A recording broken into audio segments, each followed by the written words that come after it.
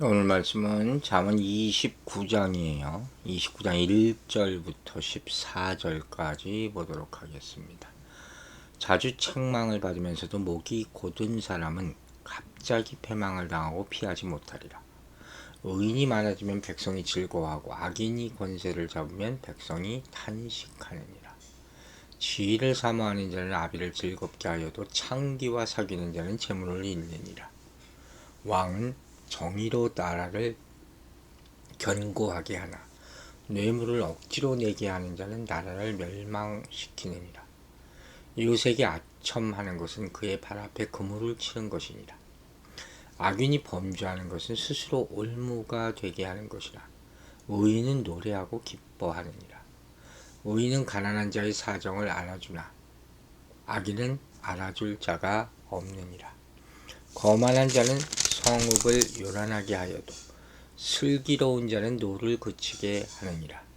지혜로운 자와 미련한 자가 다투면 지혜로운 자가 노하든지 웃든지 그 다툼은 그침이 없느니라. 피 흘리기를 좋아하는 자는 온전한 자를 미워하고 정직한 자의 생명을 찾느니라. 어리석은 자는 자기의 노를 다 드러내어도 지혜로운 자는 그것을 억제하느니라. 관원이 거짓말을 들으면 그의 하인들은 다 악하게 되느니라. 가난한 자와 포악한 자가 섞여 살거니와 여호와께서는 그 모두의 눈에 빛을 주시느니라. 왕이 가난한 자를 성실하게 신원하면 그의 왕위가 영원히 견고하리라. 아멘. 자, 오늘 본문은 이 책망에 관한 말씀부터 시작이 되죠. 이거 굉장히 사실 중요한 거라고 계속 말했어요. 1절에서는 지속적으로 책망을 받으면서도 악한 길에서 돌이키지 않는 이런 사람을 뭐라 그래요? 교만한 사람이죠. 목이 곧은 자 이렇게 묘사하고 있습니다.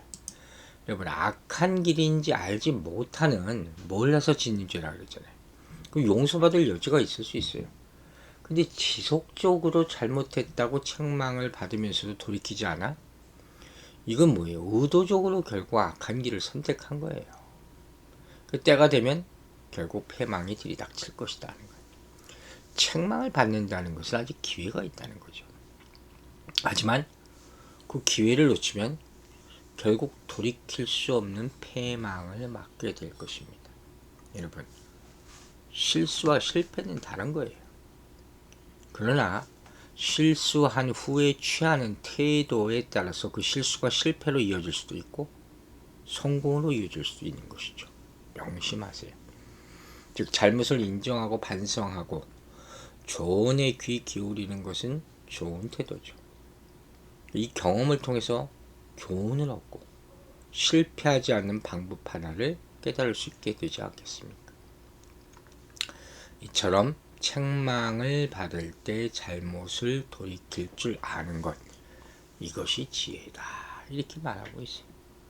그러므로 여러분, 공동체의 지도자는 주변 사람들이 조언을 중요하게 여겨야 되고 그 조언을 받아들일 줄 알아야 된다 하는 거죠. 반면에 어리석은 사람은 자신의 잘못을 인정하지 않고 끝까지 사과하지 않고 고집을 부리는 사람이에요. 살다 보면 좀 고개를 숙여야 될 때가 있어요. 한 발 물러서야 할 때가 있다는 거예요. 이걸 비겁함이라고 얘기 안 하고 유연함이라고 얘기합니다. 그죠? 인생 살다 보면 어떻게 목이 뻣뻣해가지고만 삽니까? 하물며 자신에게 잘못이 있다면 인정하고 배워야 되겠죠. 교정과 회복의 기회, 하나님이 주신 기회예요. 이걸 놓치게 되면 패망하게 된다 했습니다.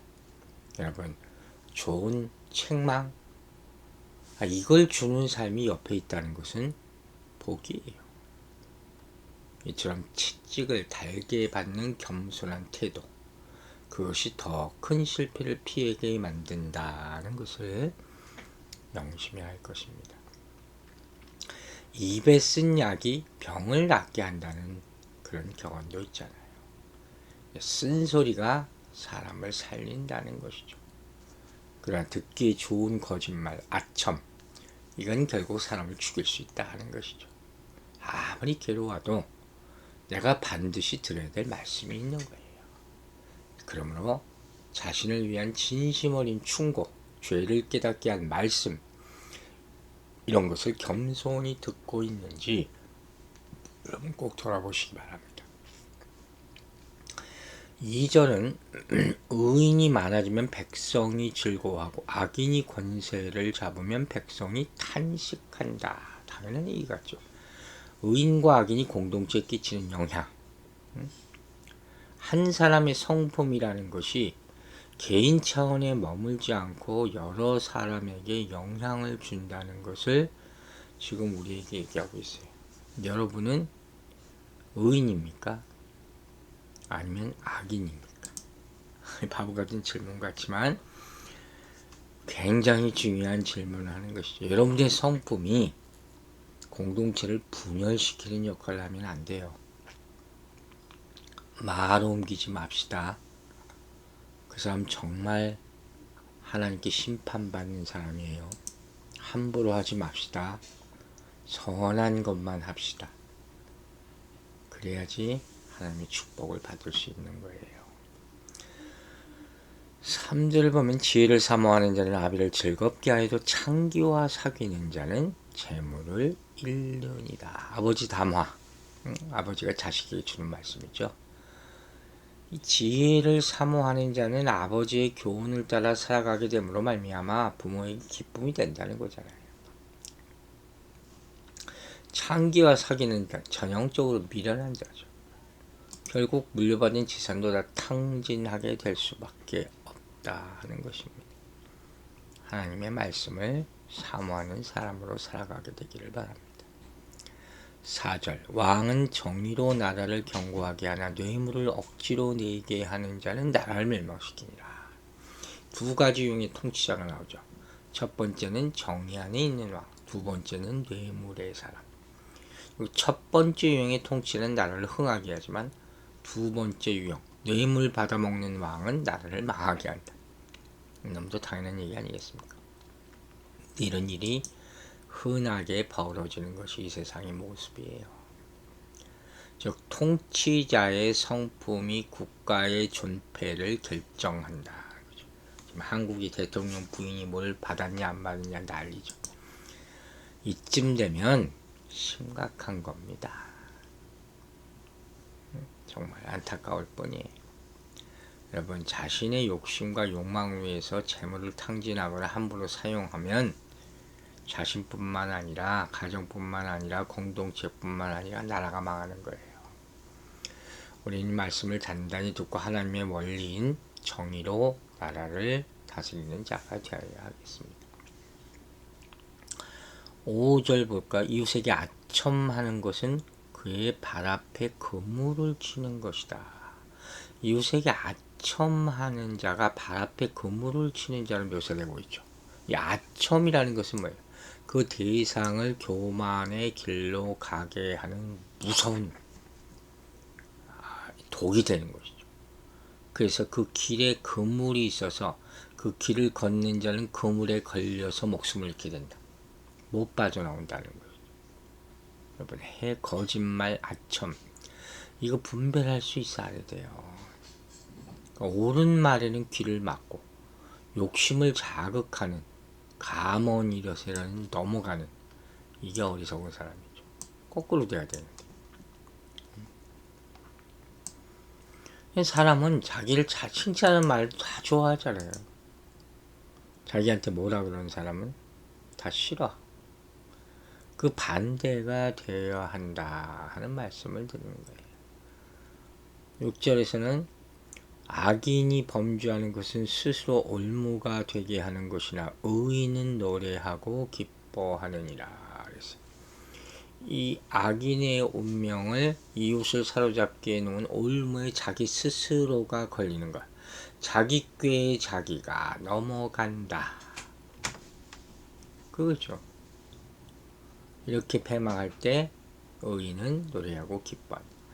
여러분, 우리가 중요한 일을 앞두고는 말을 많이 하지 말고 생각을 많이 하지 마세요. 기도도 이렇게 해주세요, 저렇게 해주세요 하면 안 되는 거, 이럴 때는 그냥 맡깁니다 하는 거예요. 그게 진짜 하나님의 인도하심을 구하는 모습이에요.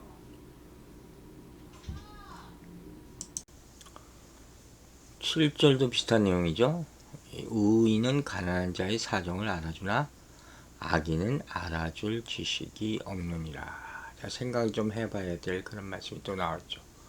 이 의인은 가난한 자의 사정을 알아준다 하는 것은 백성의 상황을 살피는 의로운 통치자를 말하는 거예요. 요새 통치자들에게 이런 마음이 정말 있을까? 다 자기 뱃속이나 채우려고 하죠. 악인은 다른 사람의 상황을 생각하지 않는 거예요. 그래서 독선적으로 통치하게 돼요. 여러분, 그리스도인은 내가 만족하려고 사는 게 아니에요. 교회 생활은 내가 좋은 걸 하려고 하는 게 아니에요. 다 내려놓으세요. 그러지 않으면 불만이 생기는 거예요. 뭐가 그렇게 자기 마음에 안 듭니까? 그 마음 자체가 교만하다는 것을 나타내는 것이죠. 특별히 우리 모두는 공동체에 속한 가난하고 약한 자에 대한 배려를 잊지 말아야 된다는 것이죠. 이거 공동체의 평안함, 안정, 이게 얼마나 중요한가 하는 것은 연약한 자를 얼마나 돌보느냐, 거기에 달려있는 것이죠. 하나님께서 지혜를 주셔서 하나님이 맡기신 공동체를 잘 감당하게 되기를 주의 이름으로 축원합니다. 기도하겠습니다. 아버지 하나님 감사합니다. 우리가 목이 곧은 자가 되지 않게 책망하는 말씀을 잘 받아들이고 겸손하고 하나님 앞에 순종하는 그리스도인으로 살아가게 하여 주시옵소서. 실수와 실패는 다르다고 했습니다. 그 후에 우리가 돌이킴에 따라 인생이 바뀔 수 있다는 사실을 명심하고 특별히 하나님의 말씀의 기준으로 삼아 모든 행동을 조심스럽게 할 수 있는 이 기간이 되게 하여 주시옵소서. 입에 쓴 약이 병을 낫게 한다고 하셨습니다. 아버지, 우리를 말씀으로 다스려 주시고 내 모든 교만을 다 십자가에 못 박게 하여 주시옵소서. 항상 내 자신보다 다른 사람의 어려움을 먼저 살피는 성품으로 살게 하여 주셔서 공동체를 하나 되는데 인도하여 주시옵소서. 감사드리며 예수 그리스도 이름으로 기도했습니다.